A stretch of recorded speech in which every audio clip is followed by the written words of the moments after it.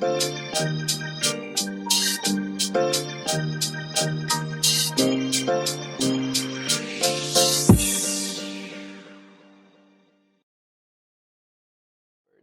we're talking with the founder of VisuWall about her unique approach to ad tech. First though, let's dive into the broader ad tech industry. Absolutely. I mean, we now talk about things like algorithms, right? We're looking at data analytics, things that we didn't talk about in the past. So when you think about ads now, they're far more personalized. And so companies who are really looking to target a certain demographic have to think creatively about how they deliver authentic brand messages. Yeah, totally agree. And I think one of the more fascinating things is when you do a Google search and then you start realizing that pair of Gucci shoes I was looking at is now popping up on Facebook, kind of stalkerish. And some people even joke or think that they actually say something on their phone and then those type of advertisements pop up. Right. So it's very interesting to see like how advertisements have become very ingrained in our day-to-day lives. But it is effective. I mean, let's think about it for a second and let's unpack this. If you are Googling, let's say, for example, those proverbial Gucci shoes, and you see it on the side, you're more likely to click that ad, to go to that website and buy them. So they're definitely getting a return on that investment. I mean, I am totally guilty of it. I've definitely searched for something and then a few days later bought it because it popped back up. Absolutely, absolutely. And the thing that's really interesting, it's not just on the Facebooks, it's also on the Instagram, it's on YouTube, it's on any digital platform. You really can get these personalized ads that are really delivered directly to you. Yeah, so it's one of those things you just love and hate, right? Absolutely. Next up, we'll have everyone doing a double take at those display screens when they're walking around. So keep it locked right here with CultureBanx GameChanger.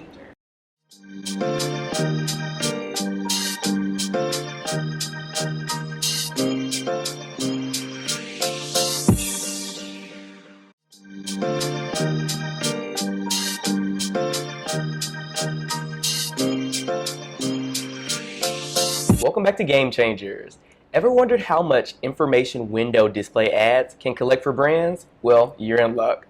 Joining us now is Kobi Wu, CEO of VisuWall. Welcome, Kobi. Thank you. Loving the coat, the blazer. Looking very retro chic today. Yes. Here for you guys. Here. Yes. Perfect. Well, I mean, you're obviously a trailblazer and a game changer yourself. I think what's really interesting about VisuWall is that you're literally using storefronts to connect with customers and consumers, or potential customers and consumers. Break that down for us. How does this all play out? Yeah, so what we do is we take storefront windows that have been empty for the most part. So they can be vacant, they can also be occupied, but we'll get to that later. But the vacancy is what we're looking at because they're not making any money right now. They are typically in really great locations, like high traffic areas, especially if you're walking around New York City, you can totally see that right now. And we just take a moment to say, hey, we can optimize those windows with some revenue that is going to make a difference for the landlord and also is in the right pocket and the budget parameters for advertisers. That's awesome.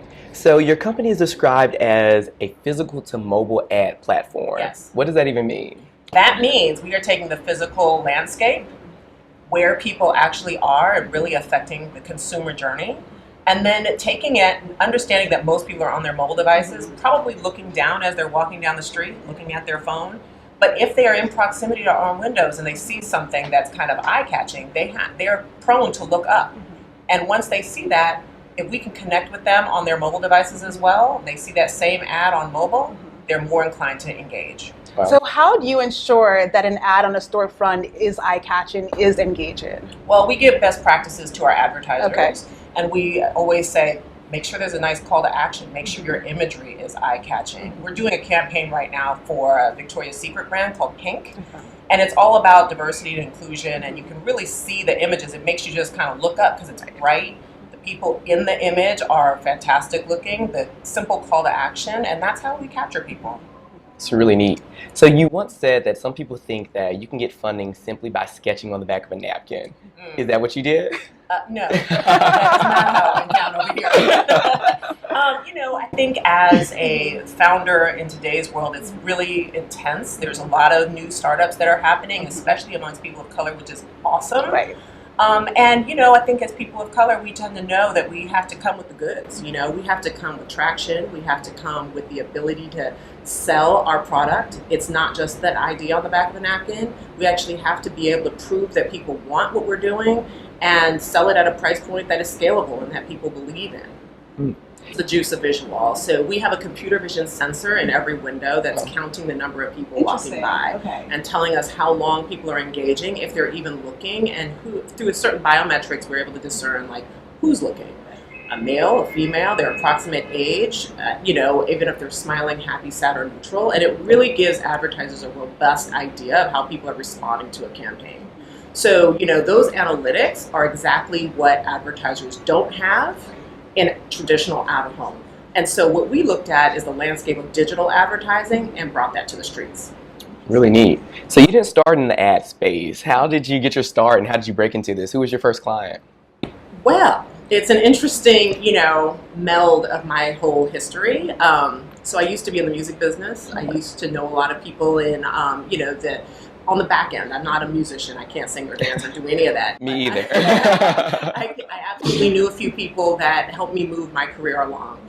And I eventually transitioned into marketing and advertising, specifically working with brands and celebrities and trying to bridge the relationship on how they connect.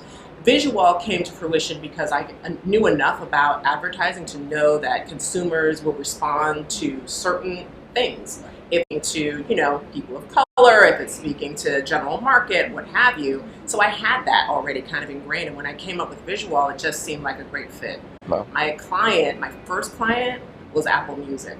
So pretty impressive. Yeah. Okay, bravo to you. You. But, you know, back to the music DNA, it all kind of made sense, right? My first campaign is with a big technology company in the music game. Awesome.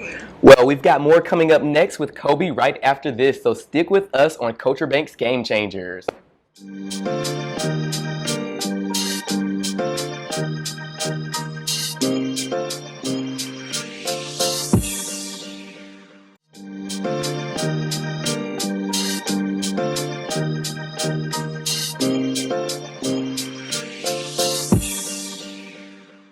Markets like New York and London, but what exactly goes into choosing a location for your advertisements? Great question. We look at demand. We look at the demand. I mean, there's obviously a lot of real estate all over the world, but we want to make sure that we are optimizing properly. So, you know, we look at like where people are asking for locations first, and it's usually like New York, Los Angeles, London is a question, Chicago, Miami. So we'll be going after those markets and looking for Chicago and Miami in 2020. And, you know, continuing to build from there. Yeah. Well, location is just one of many things you have to consider as a business owner. True. So what's been the biggest challenge you faced so far? In all honesty, I think it's been team, you know, to find the right team and to find the right people that, you know, really like what you're doing and are committed to it and not in it just for the check, because we are a startup and you can't just be in it for a check. Yeah. You know, so we're constantly looking for the right folks that understand what we do, are excited about it, and, you know, are committed to it.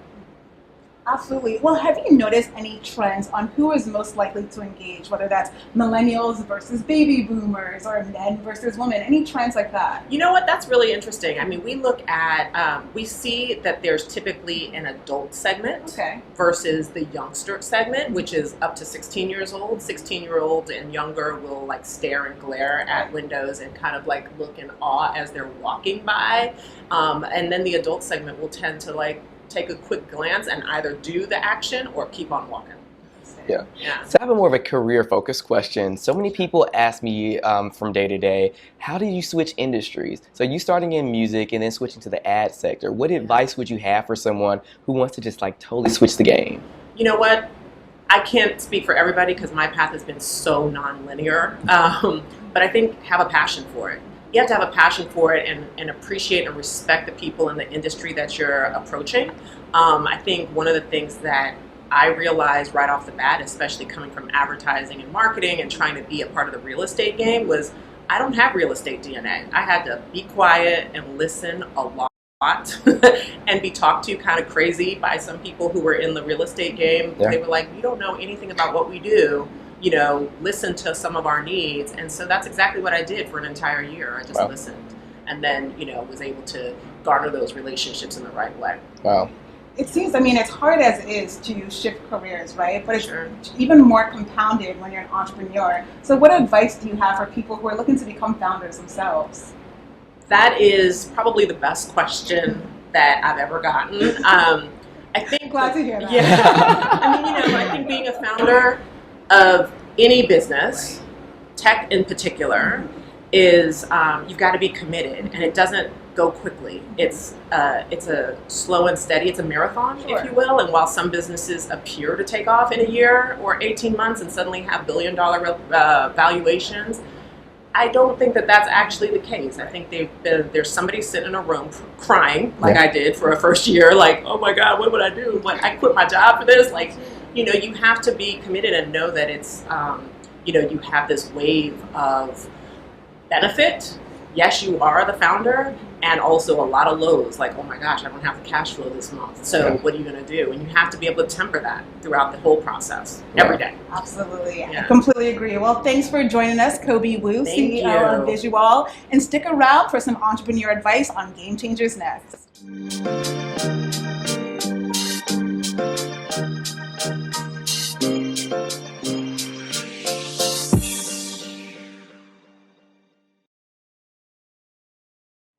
You're back with us on CultureBanx Game Changers.